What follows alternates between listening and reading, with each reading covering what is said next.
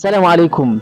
የሰው ልጅ ባስቀመጥክበት ቦታ ላይ አታገኘውም አምነዋለሁ ያልከው ሊከዳህ ይችላል በዚህ ታሪክ በጣም ትማርበታለህ ይህን ታሪክ ከመናገሬ በፊት ግን ለዚህ ቻናል አዲስ ከሆንክ ሰብስክራይብ ማድረግን እንዳትረሳ እንዲሁም የደውል ምልክቷንም እንዳትረሳት በየጊዜው የምንለቀው አንተ ጋር እንዲደርስ ማለት ነው ቪዲዮን ከመጀመርህ በፊትም ላይክ አድርግ ያበረታታናል ታሪኩ እንዲህ ነው በድሮ ጊዜ ነው አንድ ሰው ውሻው ይሞትበታል ውሻው ሲሞትበት ወደ ሙስሊሞች መቃብር በመሄድ ቀብሩ ውስጥ ወሰደና ቀበረው የተቆፈረ ቀብር ነበረ ለሙስሊሞች መቀበሪያ ተብሎ አስቡት እንግዲህ ከዛ በኋላ ያንን ቀበረና ውሻውን ደፋፍኖ ጨርሶ ወደ ቤቱ ከመሄዱ በፊት ህዝቦች ተመለከቱትና በጣም ተናደዱበት እንዴት እንደዚህ ታደርጋለህ ብለው መጠየቅም አልቻሉም ምክንያቱም ሀገሪቷ ላይ ህግ አለ ንጉስም አለ ሂደው ንጉሱ ጋር ግን ከሰሱት ይሄን ሰውዬ ማለት ነው ወደ ንጉሱ ሄዱና ንጉስ ሆይ አንድ ሰውዬ እኮ እኛ መቃብር ጋር ሙስሊም መቃብር ጋር ምንም ሳያፍር ምንም ሸም ሳይዘው ውሻውን ቀበረ በማለት ወደ ንጉሱ ጥያቄያቸውን ያቀርባሉ ከዛም ንጉሱ ይሄን ሰውዬ አስጠራ ከዛም ይሄ ሰውዬ ከቀረበ በኋላ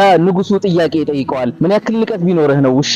ውሻን ከሙስሊም መቃብር ጋር የቀበርከው በማለት ይጠይቀዋል ይሄም ሰው እንዲህ አለ ሁለተኛ ፌዝ ማለት ነው ንጉስ ሆይ እኔ ውሻውን የቀበርኩት እሱ በሚፈልገው መሰረት ተከትዬ ነው እሱ የፈለገው ከሞቱ በፊት ሙስሊሞች መቃብር ቀበረኝ ብሎ ተናግሯል በማለት ሁለተኛ ፌዝን ያፌዛል ማለት ነው ይሄ ሰውዬ ከዛም ንጉሱ በጣም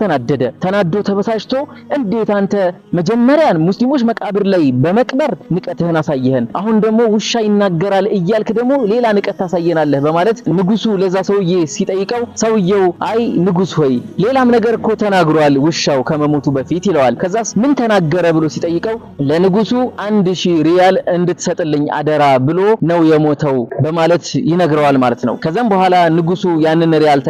ከተቀበለ በኋላ ትንሽ አሰበና ዋው ይሄ ውሻ ሷሊህ ውሻ ነበር ማለት ነው ስለዚህ ሊቀበር ይገባዋል ከሷሊሆቹ ጋራ በማለት ሐሳቡን በአንድ ጊዜ ሰረዘ ቀየረ ማለት ነው ያቺ 1000 ሪያል ናት ሐሳቡን ያስቀየረችው ከዛስ በኋላ ምን አለ ይሄ ንጉስም ትንሽ ቆየና እንደውም ሳስበው ይህ ውሻ ማለት የአስሐቡል ከህፍ ጊዜ የነበረው ውሻ የሱ ዘር ውሻ ሳይሆን አይቀርም ይሄ ውሻ ስለዚህ የሚገባው ቦታ ላይ ተቀብሯል አንተም አላህ ጀዛህን ይክፈልህ በማለት ያቺን ገንዘብ ይዞ እነዛን ሁሉ ህዝቦች ምንም ፍትህ ሳይሰጣቸው ንጉሱ ሸኛቸው ማለት ነው ስለዚህ የሰው ልጅ የጠበቅበት ቦታ ላይ ላታገኘው ትችላለህ ገንዘብ ሊያታለው ይችላል ጥቅማ ጥቅሞች ሊያታሉት ይችላል የሰው ልጅ ሼም ሊያታለው ይችላል ስለዚህ ፈጽሞ የሰው ልጅ በጠበቅበት ባለማግኘትህ ውስጥህ ሊሰበር አይገባም በአሁን ሰዓት ከሰው ልጅ በላይ እየተከበረ ያለው ጥቅማ ጥቅም ሆኗል ከሰው ልጅ በላይ ገንዘብ እየተከበረ እየተገኘ ያለው ማለት ነው እኛ ግን ይሄንን መምሰል የለብንም ውድ ወንድም እህቶቼ ይሄ ታሪክ በጣም ጠቃሚ ስለሆነ በድጋሚ ሼር ማድረግን እንዳትረሱ ተመልካቾቻችን እንዲጨምሩልንም ብዙ ሰዎች ጋር እንዲደርስ ላይክ በማድረግና እንዲሁም ሊንኩን ሼር በማድረግ ተባበሩን ወሰላሙ አለይኩም ወራህመቱላሂ ወበረካቱሁ